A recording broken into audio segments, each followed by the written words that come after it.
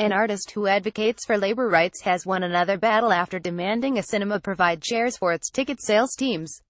Luke Ching had asked the U.S. Cine Times at Times Square and Causeway Bay to provide seating, as it was the only branch in the chain not to do so.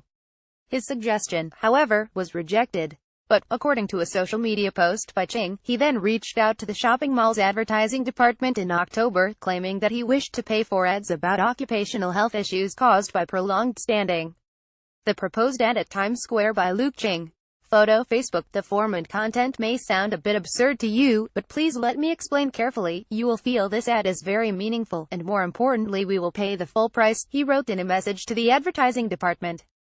Ching said his plan was to buy ad slots which lasted a 24th of a second, played every 10 seconds. A slogan advocating for seating would flash up on the screen in an effort to subconsciously influence the public. The ad would have cost around $3,000, he said. His idea came from an experiment in 1957 by market researcher James Vickery, who used a similar format to increase sales of Coca-Cola and popcorn. I hope we can make bosses, employees and consumers learn about empathy together, Ching told the advertising department. Days after he sent his plan to Times Square, it replied that it had notified to a cinema. The cinema then caved in, a day after Times Square's response, telling Ching that it would immediately provide a small number of chairs to staff members who need them. Ching thanked to end Times Square. He also said that he had heard from the Labor Department that supermarket City Super was also considering providing seating to cashiers. City Super at Times Square.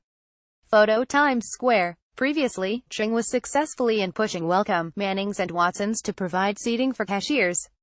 We want to thank Labor Department for the hard work of its frontline staff members, forcing the last giant supermarket chain to comply with guidelines, he said. We will closely monitor City Super to see if it keeps its promise.